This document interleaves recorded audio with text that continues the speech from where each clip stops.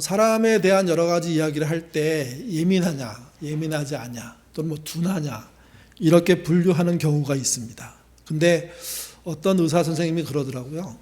예민하지 않은 사람은 단 한 명도 없다고. 다 예민하다고. 다만 예민한 것에 대한 어떤 집중, 포인트가 다르다고. 그러니까 숫자가 유독 눈에 잘 들어오는 분이 계십니다.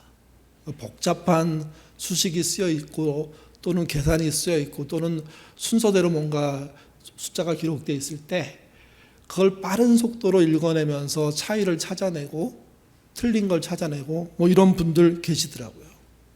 그러니까 그분이 숫자에 대한 공부를 많이 해서도 그럴 수 있지만 그냥 수에 예민하기 때문에 그런 경우도 있습니다. 첫인상에 예민한 분들도 참 많습니다. 첫인상이 안 좋으면 뒤에 아무리 잘해도 이 극복이 안 되는 거예요. 그래서 그런 거 있잖아요. 시어머니가 며느리를 한번 밉게 보면, 처음에 밉게 보면 잘해도 정말 성실해도 그 며느리밖에 없음에도 불구하고 며느리를 욕하는 시어머니를 볼 수가 있습니다. 남자에게 예민한 사람이 있고요. 여자에게 예민한 사람이 있습니다. 제가 들은 얘기 중에 가장 저의 마음속에 와 이런 예민함이 있구나 하는 걸 알게 된 게 있는데 보통 교회는 누구나 알지만 설교를 들어보고 결정하잖아요. 근데 그 교열을 하는 분, 그러니까 책을 수정하거나 이렇게 교정을 하는 분들 중에 한 분이 그러더라고요. 자기는 설교도 중요한데 주보에 오타가 있냐 없냐가 더 중요하다고. 그래서 실제 주보에 오타가 너무 많아서 교회에 등록하지 않은 경우도 있다. 그렇게 말씀하시는 걸 들었습니다. 그러니까 예민함은 누구에게나 있고 그 예민함에 따라서 반응은 그 사람이 각자 자기가 할 수 있는 영역만큼 하게 되는 거죠. 예민함을 좀 좋게 말하면 섬세함입니다. 그러니까 섬세함이라는 것 자체가 인정되고 통용되면 사실은 서로의 관계가 되게 예의 바라지고 또 차분해지고 또 서로를 존중하게 되겠죠. 이기수라는 작가가 쓴 보편의 단어라는 책 안에 나온 섬세함이란 말의 의미입니다. 같이 한번 우리 읽어보겠습니다. 비를 좋아한다고 말하는 사람의 중엔 비 오는 날에 분위기를 좋아하는 사람이 있는가 하면 호젓한 카페에서 빗소리와 함께 커피 마시는 것을 좋아하는 사람도 있으며 그저 비 내리는 풍경을 좋아하는 사람도 있기 마련이다. 무언가를 좋아하는 일이 이처럼 정교하고 묘할진데 사랑을 주고받는 과정들은 오죽할까 싶다. 여러분은 비를 어떤 경우의 수에 따라 좋아하십니까?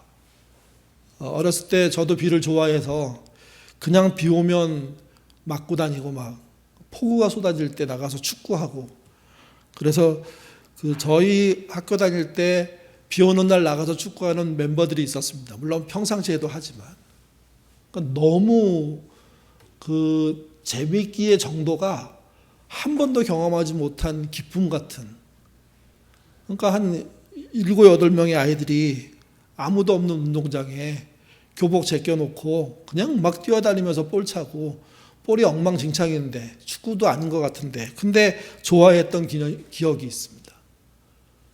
근데 요즘은 뭐 그러더라고요. 요즘 비 맞으면 머리 다 빠진다고.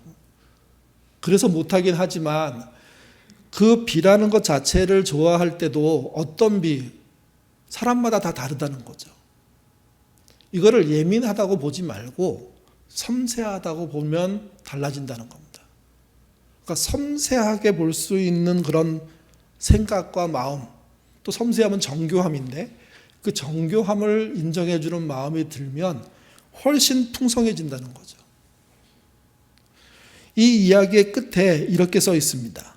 무엇을 좋아하는 일이 이처럼 정교함을 요할진데 사랑을 주고받는 과정은 오죽할까 싶다. 사랑이라는 것은 더 예민하고 더 섬세하고 더 정교하다는 거죠. 사람이 비를 느끼는데 섬세하다면 사람은요, 사랑을 느낄 때 더 섬세해야 됩니다. 자기가 갖고 있는 예민함에만 예민한 게 아니라 진짜 서로를 향해서 볼 수 있는 그런 사랑의 틀 안에서 그래야 되는 거죠. 근데 그게 쉽지가 않습니다. 그래서 누군가를 사랑하는 건 참 대단한 일입니다. 또 왜 예수님이 우리와 비교할 수 없는 분일까 얘기할 때도 그분의 사랑에 차별이 없기 때문입니다. 만약 예수님이 차별하는 분이라면 아마 대다수의 신자들은 안 믿었을 겁니다. 그런데 그분은 예민하고 섬세한 분이기 이전에 사람을 구별하지 않고 사랑하는 분이었고, 그 구별하지 않는 사랑이기 때문에 우리가 그분을 믿게 된 거죠. 그런 의미에서 예수님은 정말 좋은 사람입니다. 정말 우리가 본받고 싶은 사람입니다. 교회에 다니는 많은 사람들의 목표가 다를지 모르겠지만 가장 중요한 건 그분의 사랑을 본받는 겁니다. 그게 본질입니다. 그 사랑을 본받는 사람이 되지 못한 상태로 다른 것들에 취해서 지낸다면 비본질에 빠져 지내는 것과 다르지 않습니다. 예루살렘 회의를 마치고 난 다음에 바나바와 바울은요, 안디옥으로 돌아갔습니다. 그리고 2차 전도 여행을 준비했습니다. 준비하는 도중에 바나바가 마가 요한을 데리고 가자고 이야기했고 바울은 반대했습니다. 근데 이 반대의 문제가 약간의 토론이나 이견 정도가 아니라 문제 있는 갈등으로 커버렸습니다.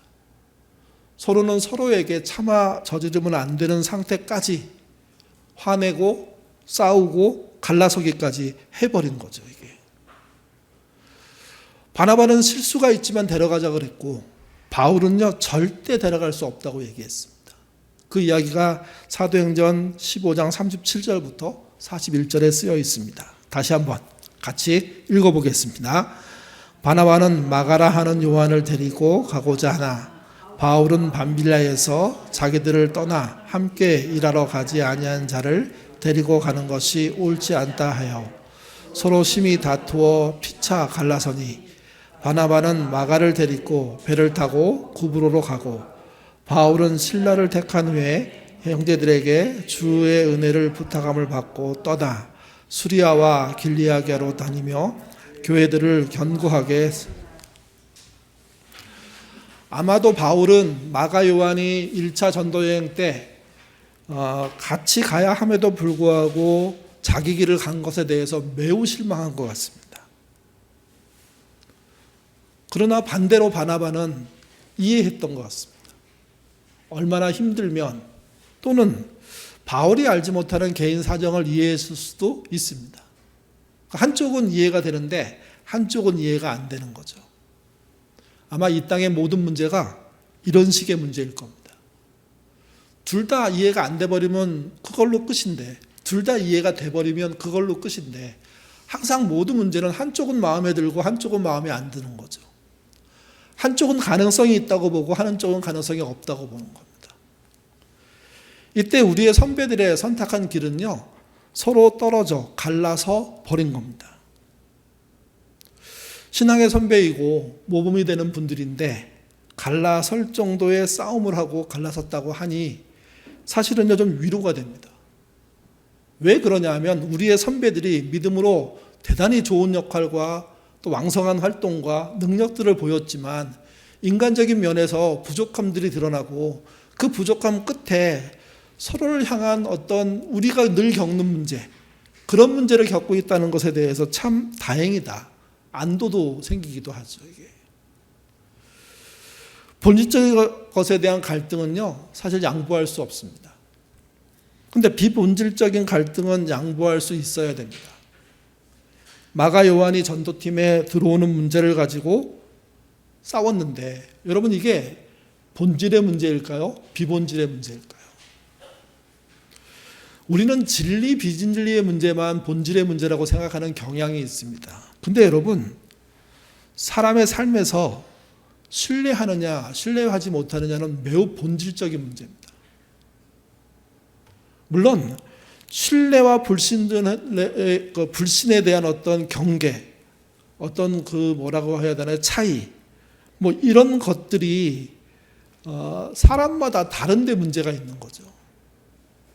나는 신뢰하는데 그는 신뢰하지 못한다고 얘기하는 얘기를 들을 때 내 기준과 그의 기준이 다르구나 하는 생각들을 하고 그 기준의 차이를 극복할 수 있는 방법, 대안을 찾고 노력해서 안 되면 결국 신뢰하지 못하는 쪽으로 가게도 되는 겁니다. 신뢰의 문제는요, 비본질의 문제가 아닙니다. 본질의 문제입니다. 다만 상황에 따라 바뀌기에 진리보다는 비본질이라는 거죠. 그러니까 우리가 누군가를 신뢰한다, 신뢰하지 못한다, 대단히 중요합니다.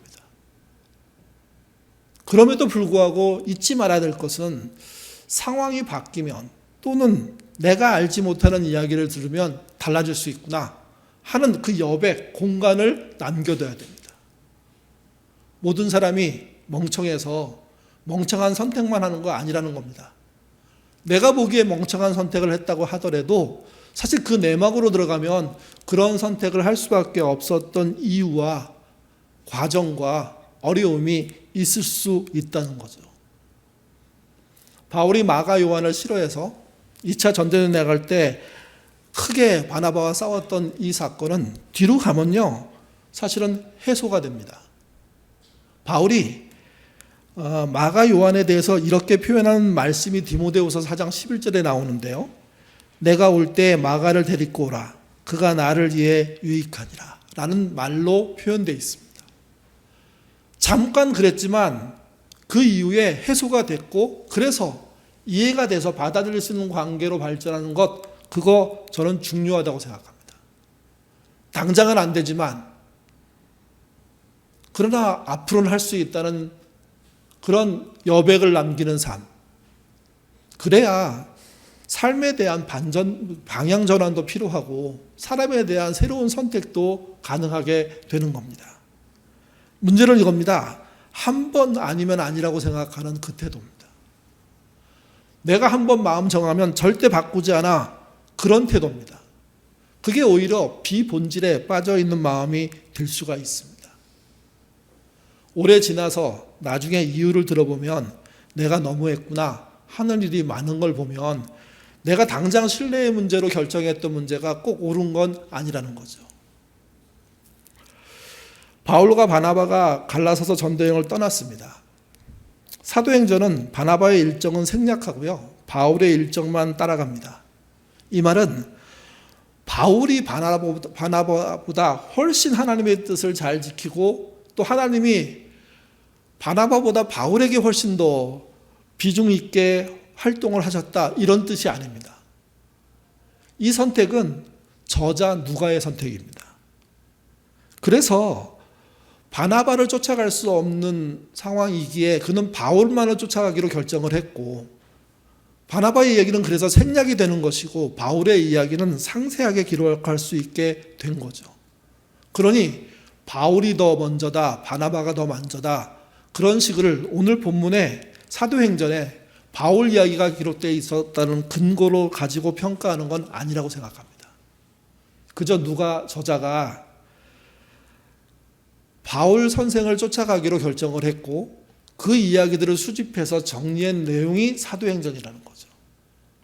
아쉬운 건 바나바가 했던 전도여행에 대한 이야기 또한 대단히 값어치 있고 중요할 것인데 생략됐다는 겁니다.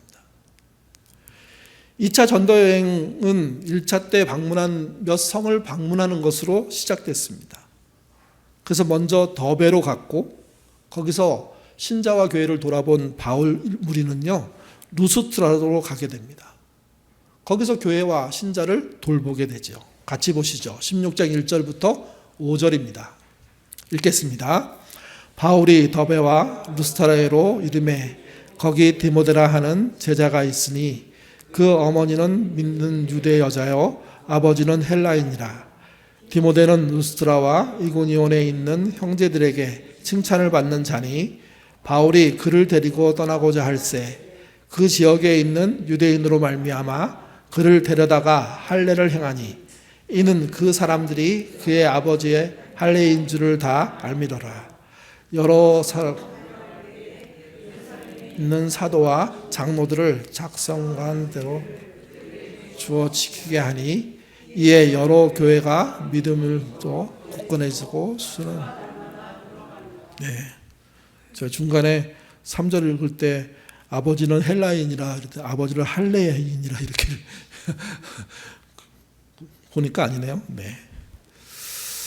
1차 대전도여행 때 루스드라에서 일이 있었습니다. 바울이 복음을 전하다가 돌에 맞아 죽을 뻔했습니다. 그러니까 순교하기 직전까지 내몰렸던 위기의 장소입니다. 1차 전도 여행에서 2차 전도 여행으로 가는 어떤 차이가 한 3년, 2년 반, 뭐 이 정도 보거든요. 그러니까 적어도 2년 또는 2년 반 전에 복음이 전해진 곳입니다. 그래서 그 복음이 전해져 갖고 어떻게 그곳에 정착을 했는지를 금방 읽은 본문이 설명해 주고 있습니다. 근데 이 설명의 포인트가 저는 중요하다고 생각합니다. 숫자 몇 명이 모였고 교회 몇 개가 생겼냐는 기록은 성경에 없습니다. 한 가정을 소개합니다. 그 가정은 이름 모르는 헬라인 아버지, 아마 돌아가신 것으로 판단할 수 있다고 보통 얘기하는데요. 그 아버지와 유니게라고 불리는 유대인 어머니가 부부인데 그 부부의 자녀 이야기로 루스드라 전도가 어떻게 진행되는지를 이야기해 줍니다. 그 자녀의 이름은요, 디모데입니다. 뜻은 하나님을 경배하는 사람이란 뜻입니다. 근데 이 디모데라는 사람을 뭐라고 부르냐면 제자라고 부릅니다. 우리가 처음 12제자 얘기했던 그 제자와 똑같은 단어를 쓰고 있는 겁니다. 그러니까 복음의 진정성은 제자가 제자를 낳는 겁니다. 제자가 복음을 전해서 제자가 되는 것, 이게 진정으로 잘 이어지는 계보, 신앙의 계보가 되는 거죠. 루스드라에 있는 교회의 한 가정 이야기를 하면서 바울은 진정으로 2년 전에 뿌려졌던 그 복음이 제대로 열매 맺어서 실제 제자라고 부를 수 있는 사람이 있다는 이야기를 하고 있는 겁니다. 그게 성공적인 복음 전파였던 거죠. 성공적인 전도였던 거죠, 이게. 디모데 한 명만 믿었다는 뜻이 아닙니다. 유니게 한 명만 믿었다는 뜻이 아닙니다. 그의 외조모도 나오는데 그 외조모 이렇게 3명만 믿었다는 뜻이 아닙니다. 루스드라에 있는 교회의 식구들이 여럿 있는데 그 중에 한 가문의 한 자녀의 이야기를 하면서 그 교회가 어떻게 성장했는지를 설명해 주는 거죠. 제대로 된 제자가 그곳에 있었다는 겁니다. 교회는 교인 숫자가 몇 명이냐가 중요한 게 아니라 진짜 제자가 그 교회에 있느냐는 겁니다. 제자가 있느냐는 질문을 좀 바꾸면 제자로 살려고 애쓰는 자가 있느냐는 뜻이죠. 제자가 아니라 교회에서 봉사하는 사람, 교회 다니는 교인, 그거 있는 것과 제자가 있는 건 다를 수밖에 없습니다. 내가 제자입니까? 이렇게 물어야 하고 내가 제자 됐는지 살펴봐야 될 이유가 여기 존재하는 겁니다. 디모데라는 제자는 그저 그 교회의 교인 한 명이라는 의미가 아니라 그 교회의 신앙을 대표하는 자라는 의미이고 그의 어머니 유니게, 그의 외할머니라고 불리는 그 3명의 이름은 루스드라 교회가 어떤 교회로 성장하고 자리매김하고 존재하고 있는지를 설명해 주는 대표 인사가 된 겁니다. 우리 신앙이 그래서 질문을 받아야 됩니다.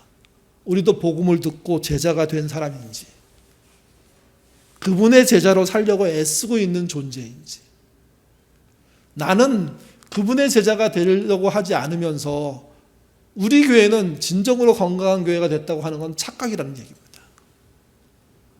내가 제자가 되고 그래서 제자로 불려도 부끄러움이 없고 그래서 그 교회를 대표할 수 있는 구성원 중에 한 명으로 쓸 수 있다면 그 교회는요, 건강할 수 있는 교회고 건강한 교회가 되는 거죠. 슬픈 건 이겁니다. 제자는 없고 교인만 있는 겁니다. 바울은 디모데를 데리고 가고 싶었습니다. 아마 마가 요한의 자리를 생각했던 것 같습니다. 그래서 디모데에게 같이 가자고 제안을 합니다. 스스로가 또는 그의 가족이 같이 갈 수 있게 하는 응답을 주지요. 근데 이상한 일이 벌어집니다.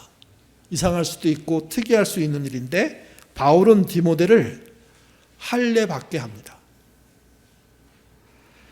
아버지가 헬라인이었기 때문에 라는 이유가 등장하는 할례입니다.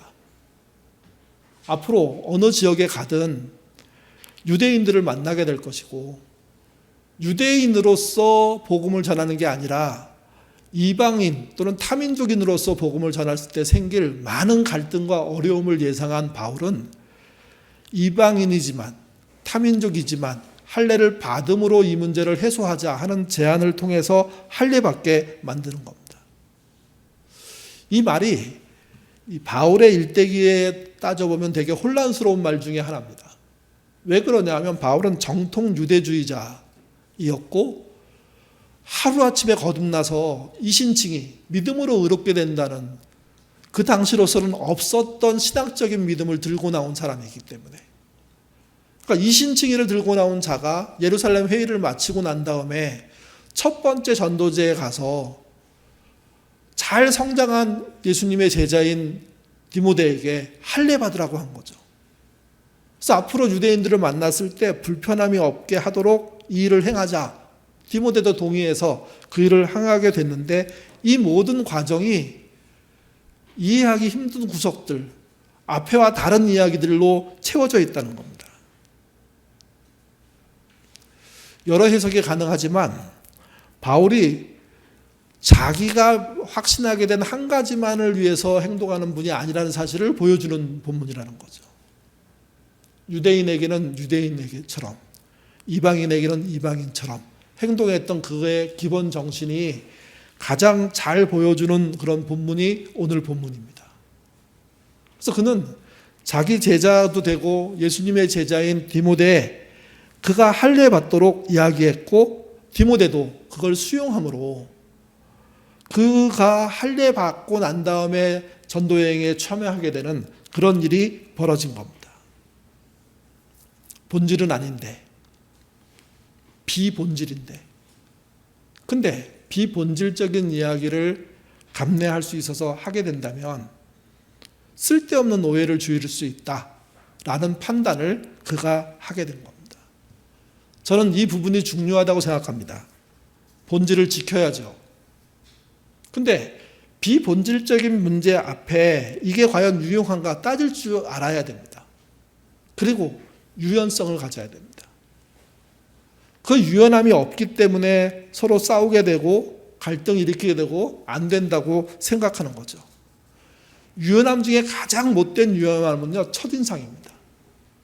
첫인상 하나로 모든 걸 단정 지어버리는, 그게 습관이든 그 사람의 문화이든 그 가정의 어떤 것이든 상관없이 이것처럼 힘든 게 없습니다.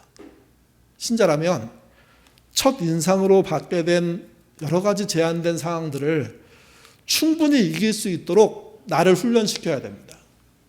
그리고 내가 그 첫인상에 의해서 누군가를 어느 틀 안에 집어넣고 못 나오도록 막는 사람이 아니라 나도 거기서 해방되고 그도 별 문제 없도록 해주는 그런 건강한 사람이 돼야 된다는 거죠. 바울은 이신칭의를 주장하면서도 필요하다면 할례할 수 있다라는 유연성을 가졌고, 그 유연성이 앞으로 전도하는데 큰 동력이 됐다는 겁니다. 그래서 5절 끝에 보면 이렇게 써 있습니다. 여러 교회가 믿음이 더 굳건해졌고 수가 날마다 늘어났다. 믿음이 굳건해지고 수가 늘어났다는 것은 성장주의적인 결론이란 뜻이 아닙니다. 믿음이 굳건해지고 그에 의해서 복음이 전해지면 성장은 따라오게 돼 있는 겁니다. 그런 결과에 이른 거죠. 이것이 믿음으로 의롭게 된다는 것 플러스 문화적으로 해서 도움이 된다면 할 일을 한다는 그 정신이 합쳐진 겁니다. 본질의 문제만 중요하죠. 그러면 비본질에서 이런 양보를, 이런 지혜를 쓰지 못할 때가 있습니다. 근데 비본질 중에도 중요한 영역이 있습니다. 상대방과 함께 어울리기 위해서 필요한 부분들이 있습니다. 거기에 대한 유연성 필요하다는 겁니다. 마가 요한에 대해서는 전혀 유연하지 못했던 바울이 할례 문제에서는 대단히 유연하게 행동을 했습니다. 이 말은 유연치 못한 바울이라고 평가할 수 있음에도 불구하고 그는 점점점 바뀌고 있다는 겁니다. 유연성을 갖기 시작한다는 겁니다. 섬세하고 정교한 부분들을 두리뭉실하게 볼 줄 알고 그게 좋은 방향이고 괜찮은 방향이라면 수용할 줄 아는 존재로 살고 있다는 겁니다. 그래서 바울을 위대한 사람이라고 얘기하는 거죠. 그런 성과가 있는 일들을 해내기 때문에. 요즘 한국 사회도 격변이지만요, 우리 교회도 큰 변화를 시작했습니다. 네트워크형 교회는 완벽한 구상이라기보다는 더 건강해지기 위한 모험에 해당합니다. 모험이라는 사실에 우리는 좀 포인트를 둬야 됩니다. 왜 그러냐면 완벽한 구성을 해낸 게 아니기 때문입니다. 앞으로 이 모임들을, 이 방법들을 이렇게 운영해 가면서 아마 수시로 수정도 하게 되고 더 나은 방법들에 대한 대화를 할 수밖에 없습니다. 근데 이 모험을 하지 않으면 그런 과정도 겪지 못하게 될 거라는 겁니다. 물론 갑자기 시작한 거라고 느끼는 분도 계시겠지만 아니요. 사실은 지난 몇 년 동안 많은 논의가 있었습니다.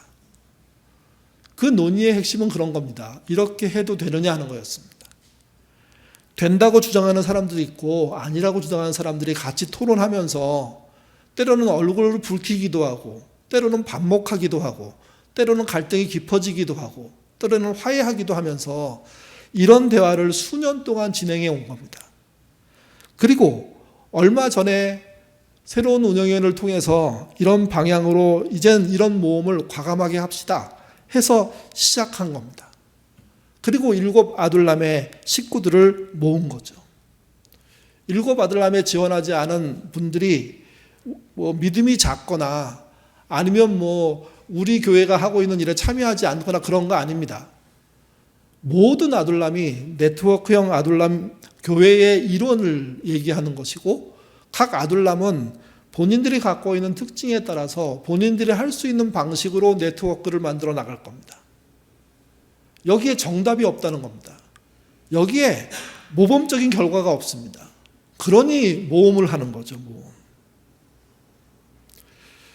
이 모험은요, 잘하면 오늘 본문이 말하는 정말 하나님의 은혜로 여러 교회가 믿음이 굳건해지고 수가 늘어나더라로 갈 수 있는가 하면 반대로 교회가 무너지고 사람들이 흩어지더라 이런 관계로 갈 수도 있습니다.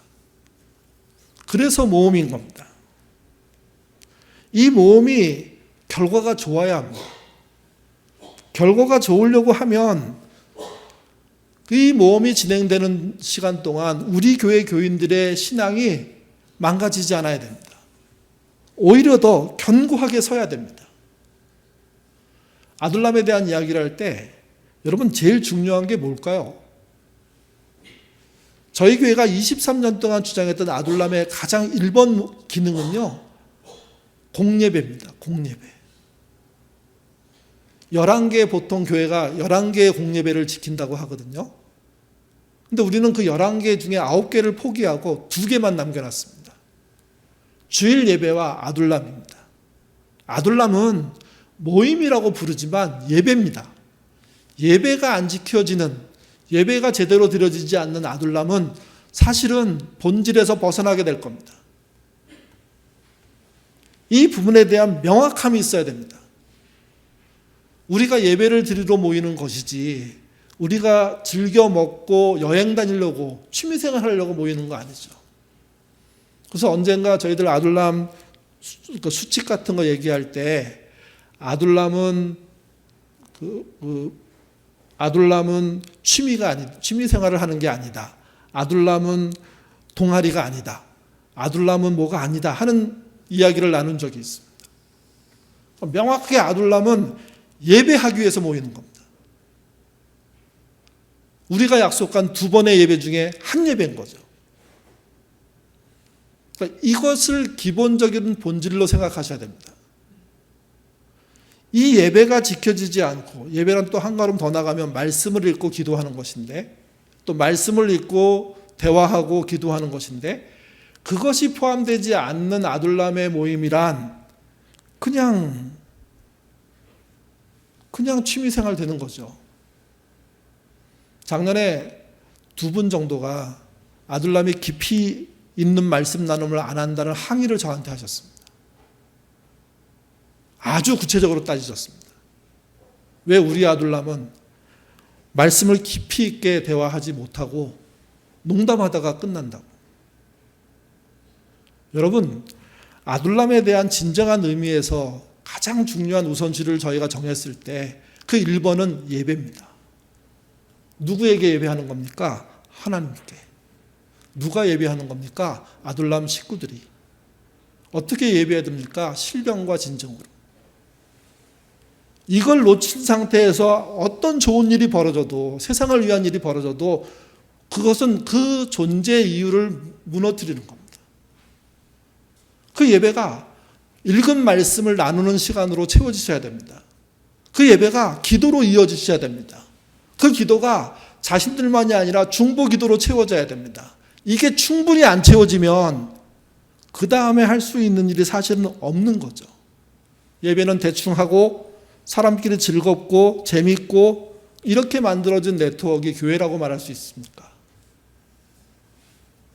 저는 이 본질적인 질문에 대해서 아둘람 식구들 모두가 깊은 관심을 가져야 되고, 그동안 아둘람 모임을 진짜 모임으로만 했던 것에 대해서 반성하고 예배로 살려내셔야 됩니다.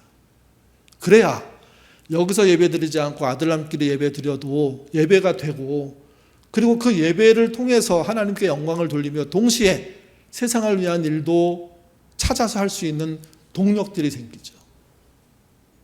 일만 생각하면 본질에서 떠나게 되는 겁니다. 한참 전에 읽은 글이긴 한데, 이승우라는 작가가 쓴 사막은 샘을 품고 있다에 나오는 이야기입니다. 같이 한번 읽어보겠습니다. 우리가 살고 있는 세계를 가리켜 한 정신 이상자가 장난삼아 정가표를 뒤바꿔 놓은 백화점과 같다고 비유한 사람이 있었다.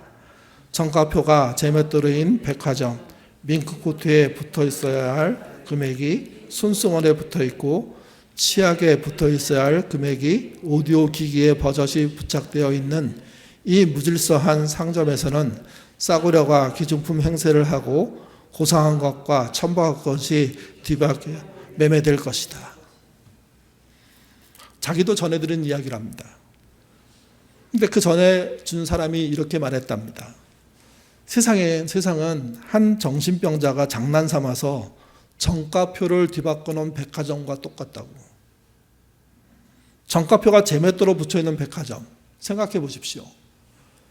금방 읽은 글에는 이렇게 비유를 듭니다. 밍크코트에 붙어있을 금액이 손수건에 붙어있고, 치약에 붙어있을 금액이 오디오 기기에 붙어있다면 이 무질서, 비싼 게 싸구려가 되고 싸구려한 게 기중품 행사한 이 무질서, 고상한 것과 천박한 것이 뒤바뀐 이 무질서, 어떻게 할 거냐는 겁니다. 처음에는 가격표의 이야기를 하다가 뒤로 가면 고상과 천박으로 바뀝니다. 얘기가. 세상이 고상한 것을 고상한 것이라고 말하지 못하고 천박한 것을 고상하다고 말하는 세상이 되어 있는 것을 꼬집고 있는 거죠. 교회도 그럴 수 있습니다. 아둘람도 그럴 수 있습니다. 우리가 교회를 나와서 아둘람에 모여서 할 수 있는 가장 중요한 일은요, 그분께 예배하는 겁니다. 시간도 중요하고 내용도 중요합니다. 많은 경우에 아둘람 예배가 짧게 하고 그 다음에 우리 다른 거 하자고 이런 식의 논의로 가기 시작하면 사실 이 모험을 한 이유가 없어지는 겁니다. 오늘 금요일 밤에 나온 분들에게 이런 얘기를 드리는 이유는 우리 교회에서 가장 기도를 많이 하신다고 제가 판단하기 때문입니다. 사실 우리는 모험하고 기회를 얻기를 바라고 있지만 위기입니다. 새로운 아둘람에 참여하는 분들이 진심으로 하나님께 예배드리는 아둘람을 생각하지 못한 상태에서 말씀과 기도라는 진짜 기본을 충실하게 하고 말씀 나눔이 없는 그런 아둘람을 생각하고 그저 뭘 만들어서 먹고 뭘 찾아가고 무엇을 했다는 것으로만 채우기 시작하면 그것은 진짜 이유를 잃어버린 아둘람이 되기 때문입니다. 한 개의 아둘람이 그래도 힘들 것인데 여러 개의 아둘람이 그렇다면 우리 교회는요, 사실은 무너지는 겁니다. 우리 좀 솔직히 얘기합시다. 한국 교회 무너진 것이 사실은 교회 예배는 살아있는지 모르겠지만 신자 일상의 예배가 죽었기 때문 아닙니까? 아둘람은 교회와 신자의 일상 중간에 있는 예배의 처소입니다. 그곳을 견고하게 지켜낼 수 있는 노력과 수고를 하지 않으면 우리 또한 무너지게 되는 거죠. 바울은 할례의 문제를 비본질로 생각했습니다. 그래서 유연했던 겁니다. 바울은 하나님께 예배하는 문제, 그분의 말씀을 읽고 따르는 문제에서는 유연하지 않습니다. 딱 부러집니다. 전쟁할 듯 싸웁니다. 양보가 없습니다. 근데 다른 부분에 대해서는 유연할 수 있었던 거죠.